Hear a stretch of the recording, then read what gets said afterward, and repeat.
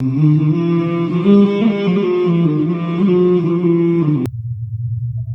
ہماری محنت کا اصل میدان آخرت ہے کہ ہم نے اس کو بنانا ہے۔ آج ایمان کے لحاظ سے ہم کمزور ہیں، ہمیں جہاں دنیا کا فائدہ نظر آتا ہے ہم سارے کام چھوڑ کے وہاں پہنچتے ہیں، اور جب اللہ کا وعدہ ہے کہ میری طرف دوڑ کر بھاگ کر آؤ گے تو میں تمہیں دنیا آخرت میں نعمتوں کی فراوانی کروں گا، چونکہ ایمان اور یقین کمزور ہے اس لیے اس طرف ہم دوڑ کے نہیں آتے۔ تو ایمان جتنا مضبوط اور طاقتور ہوتا ہے انسان اتنے ہی اللہ کی اطاعت میں بڑھ جاتا ہے، اور ایمان جتنا کمزور ہوتا ہے اتنا ہی زیادہ انسان دنیا میں ڈوبتا ہے اور اللہ سے دور ہو جاتا ہے۔ تو بنیادی چیز ایمان اور یقین کی کمی ہے، اور یہ ایمان کی زیادتی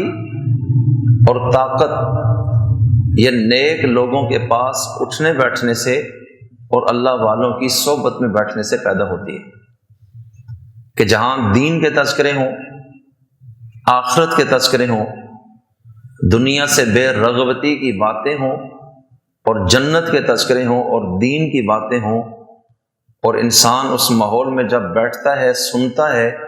سنتے سنتے اس چیز کا یقین دل میں پیدا ہو جاتا ہے۔ اس لیے ان صحبتوں کو چھوڑنے کی وجہ سے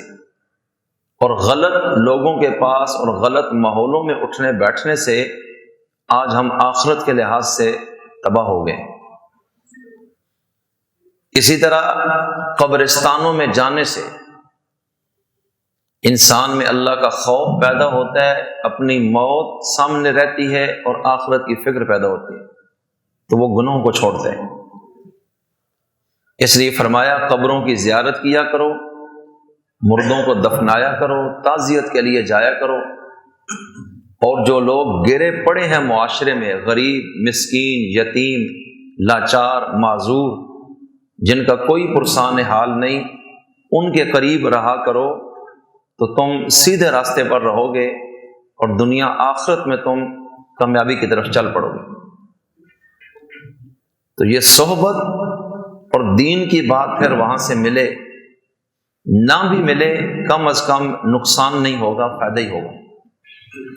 لیکن جب بری مجلس میں گندے لوگوں سے بیٹھیں گے جو ہر وقت گالیاں دیتے ہیں، پیسوں کی باتیں کرتے ہیں، گاڑیوں کی، کوٹھیوں کی، جائز ناجائز، بس آپ سمجھ جائیں کہ آپ کا دین اور آپ کی آخرت چلی گئی آپ کے ہاتھ سے، کیونکہ یہ دنیا کبھی بھی کسی کی پوری نہیں ہو سکی،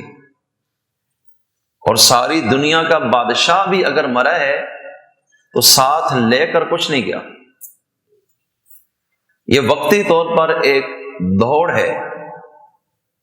کہ میں اتنا مزید کماؤں، اتنی خریداری اور کر لوں، اتنا پیسہ اور آ جائے تو یہ ہو جائے گا، وہ ہو جائے گا۔ یہ سب شیطان کا چکر ہے، کچھ بھی نہیں ہونا۔ بس ایک ہی مرتبہ جب روح نکلتی ہے تو اس وقت سمجھ آتی ہے یہ تو دھوکا تھا۔ جسم کے کپڑے بھی ساتھ نہیں گئے، رشتہ دار بھی رو رو کے قبر سے پیچھے آ گئے، اندر کوئی نہیں گیا۔ اب وہاں ایمان، نیک عمل، دین، اطاعت، نیکی، اس کے سوا آگے کوئی سکہ نہیں چلے گا۔ اس لیے آج میں اتنا عرض کرنا چاہتا ہوں کہ ہمیں اصل کامیابی کی طرف سوچنا چاہیے۔ باقی جس کو رب نے پیدا کیا ہے اس کو رزق ضرور دے گا، یہ اس کا وعدہ ہے۔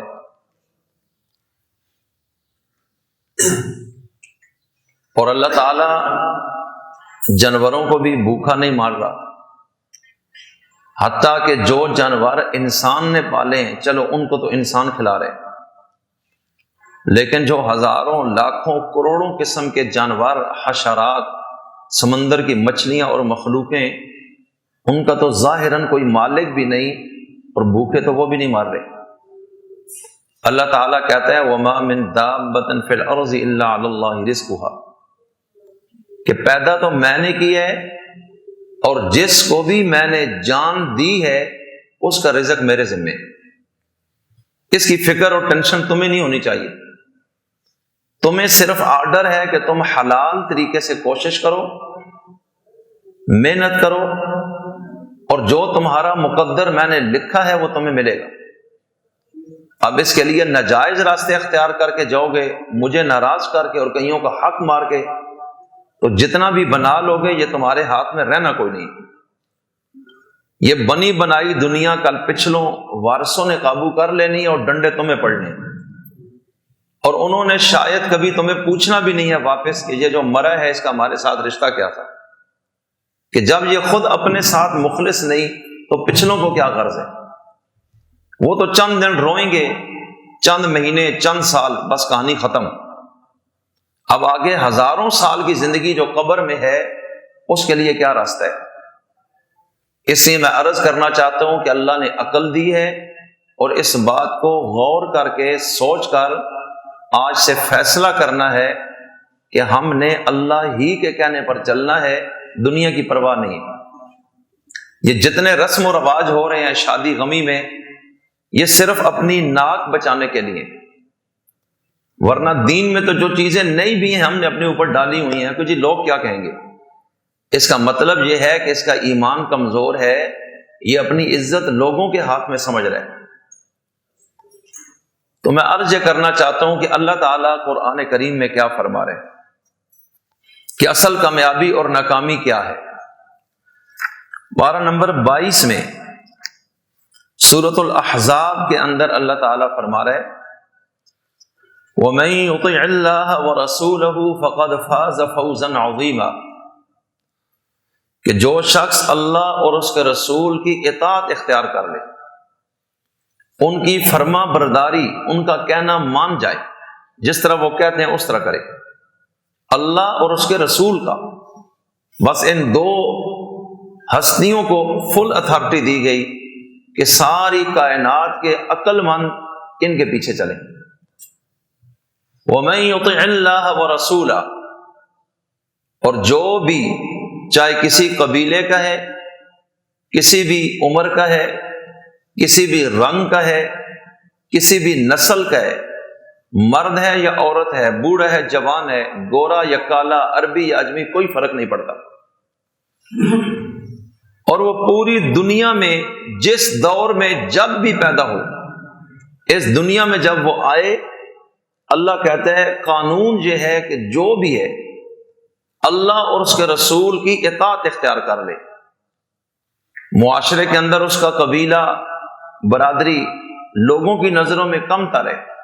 لیکن ہے تو یہ انسان۔ اللہ کہتا ہے یہ میرا کہنا مانے اور میرے نبی کا، کہ ہم نے جو کہہ دیا ہے کہ یہ کام کرو تو اس کو اختیار کرے، اور ہم نے جب کہہ دیا اس کام سے باز آ جاؤ تو رک جائے، یہ ہمارے انڈر ہو کے چلے، تو کیا ہوگا؟ فَقَدْ فَازَ فَوْزًا عَظِيمًا، اللہ فرماتے ہیں کہ یہ میری ضمانت ہے کہ یہ شخص کامیابی سے اور بڑی کامیابی سے ہمکنار ہو جائے گا۔